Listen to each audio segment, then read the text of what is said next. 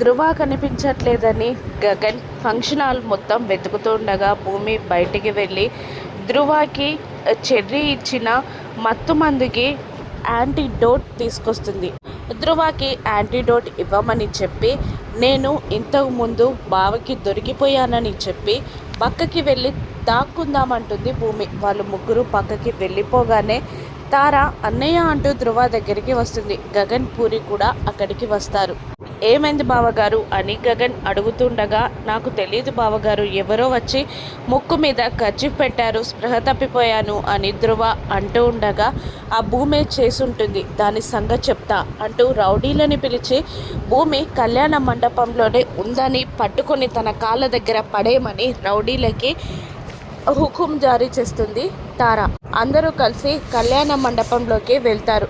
10 లెక్క పెడతాను భూమి, నువ్వు రాకపోతే నేనేం చేస్తానో నాకు తెలియదు అని కౌంట్ డౌన్ స్టార్ట్ చేసి కౌంట్ డౌన్ పూర్తి చేసిన పలమనేరు పిన్నిలా ఉన్న భూమి బయటికి రాదు. దాంతో కోపంగా ఒక ఫోన్ కాల్ చేసి వెళ్ళి పెళ్లి మండపం మీద కూర్చుంటుంది తార. 2 జంటలు కూర్చుంటాయి.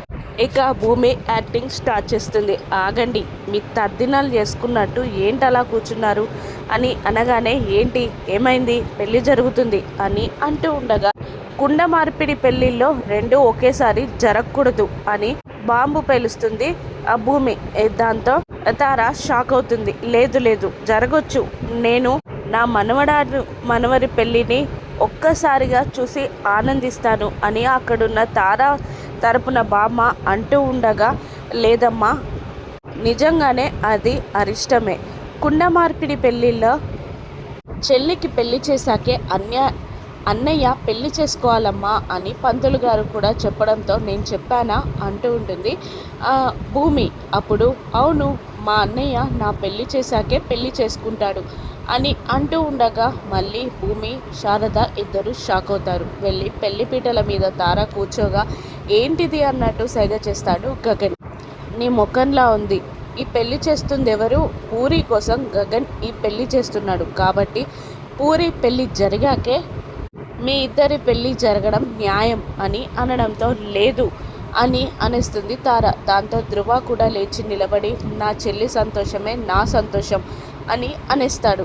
దాంతో గగన్ కూడా పైకి లేచి తార ముందుకు వెళ్ళి నేను నా చెల్లి కోసమే ఇదంతా చేస్తున్నాను, ప్లీజ్ వాళ్ళిద్దరి పెళ్ళి జరగనివ్వు, తర్వాత నేను నిన్ను పెళ్లి చేసుకుంటాను అని 2 చేతులు జోడించి నమస్కారం పెడుతూ తారాని గగన్ బ్రతిమిలాడగానే సరేనండి, మీరు బ్రతిమిలాడుతున్నారు కాబట్టి నేను ఇదంతా చేయడానికి ఒప్పుకున్నాను అని అనగానే ఫస్ట్ ధృవ పూరిలా పెళ్ళి జరిగిపోతుంది.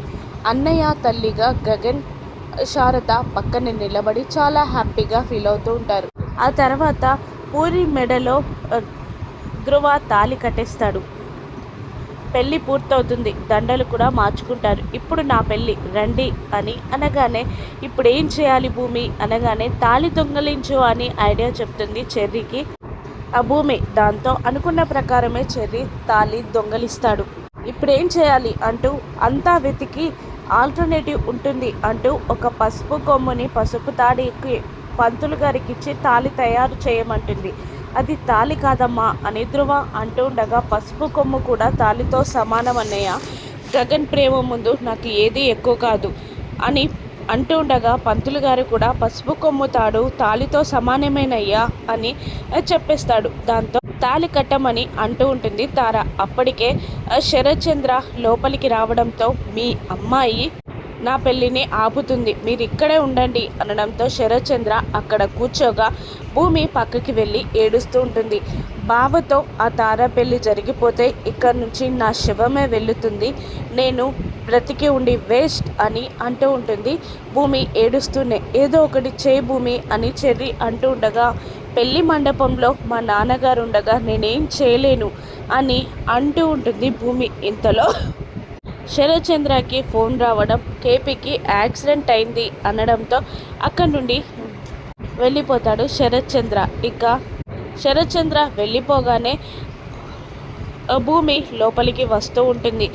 అప్పుడే పసుపు కొమ్ము కట్టిన తాళిని తార మెడలో కట్టబోతూ ఉంటాడు గగన్. ఆపండి నేను విడాకులు ఇవ్వకుండా మీరు మరొక పెళ్ళేలా చేసుకుంటారు అని అరుస్తూ ఉంటుంది భూమి. నువ్వు ఇలా చేస్తావని నాకు తెలుసు, అందుకే విడాకుల పేపర్స్ని రెడీగా పెట్టుకున్నాను అని తారా అంటూ ఉంటుంది. గగన్ అరెస్ట్తో తారా గగన్ని వదిలిపెట్టేస్తుందా? ఆ అరెస్ట్ కేసు నుండి గగన్ని భూమి ఎలా బయటపడేస్తుందో రాను ఎపిసోడ్స్లో చూద్దాం. Thank you for watching.